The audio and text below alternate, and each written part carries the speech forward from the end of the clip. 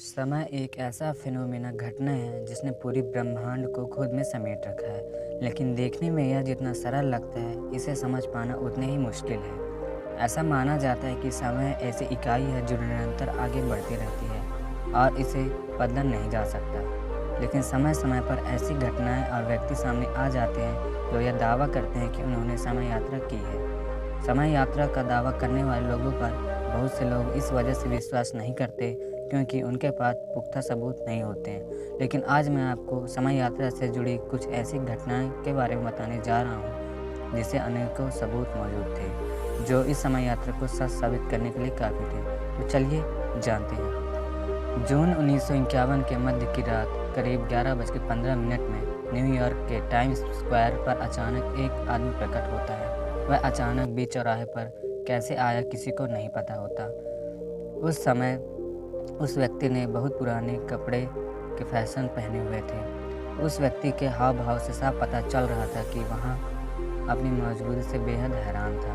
वह time square पर मौजूद गाड़ियों को, हर तरफ फैली चमचमाती रोशनियों को आश्चर्य भरी नज़रों से देख रहा था और वहाँ खड़े लोग भी उस व्यक्ति को उतनी ही हैरानी से देख रहे थे। किसी ने भी उसे सड़क के बीचों बीच जाते हुए नहीं देखा था।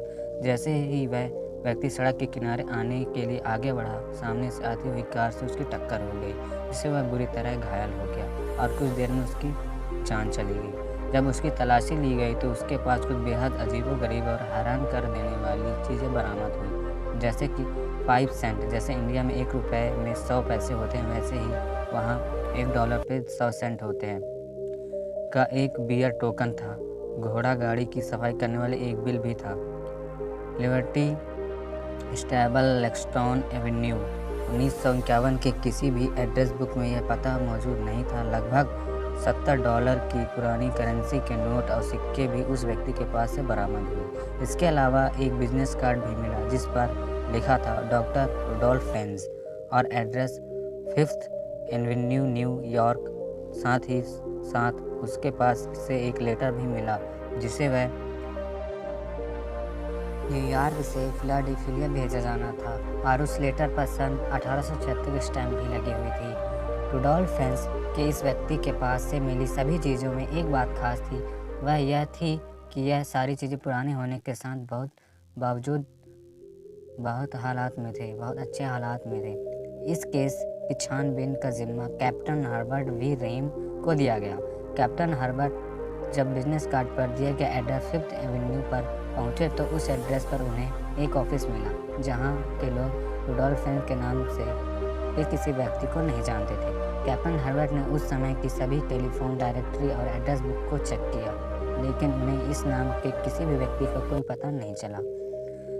इस घटना के कई दिन बीत जाने के बावजूद किसी भी पुलिस स्टेशन में रुडोल्फ फेंज के नाम से किसी भी व्यक्ति की मिसिंग रिपोर्ट नहीं दर्ज कराई हुई थी। किसी भी सुराग के अभाव में कैप्टन हर्बर्ट ने अपनी तहकीकात को जारी रखा और एक दिन सन 1939 की एक एड्रेस बुक में रुडोल्फ फेंज जूनियर नाम के एक व्यक्ति का एड्रेस मिला। उस एड्रेस पर पहुंचकर यह पता चला कि अब उस पते पर कोई नहीं रहता। जिन्होंने रुडोल्फ फेंज जूनियर के नाम के इस व्यक्ति से यह प्रॉपर्टी खरीद ली थी, जैसे तैसे रुडोल्फ फेंज जूनियर के बैंक अकाउंट की डिटेल कैप्टन हर्बर्ट को मिल गई। बैंक से पता चला कि अब रुडोल्फ फेंज जूनियर के बैंक अकाउंट को बंद कर दिया गया क्योंकि उनकी 5 साल पहले ही मृत्यु हो चुकी थी, लेकिन उनके बीवी अभी भी जिंदा थी और फ्लोरिडा में कहीं रहती थी। कैप्टन हर्बर्ट ने फ्लोरिडा के उस एड्रेस पर जाकर रुडोल्फ फेंज के बारे में पता किया। वहाँ रुडोल्फ फेंज जूनियर की पत्नी ने जो बताया उसे सुनकर कैप्टन हर्बर्ट हैरान हो गया। उनकी पत्नी ने बताया कि रुडोल्फ फेंज जूनियर के पिता थे, जो कि 29 वर्ष की आयु में सन 1876 में लापता हो गए थे। वह अपने घर के शाम सैर करने के लिए निकले थे और फिर कभी वापस नहीं लौटे। यह जानकर कैप्टन हर्बर्ट और उसके साथी हैरत में थे। किसी को कुछ भी न समझ में आ रहा था, आखिर ऐसा कैसे हो सकता है।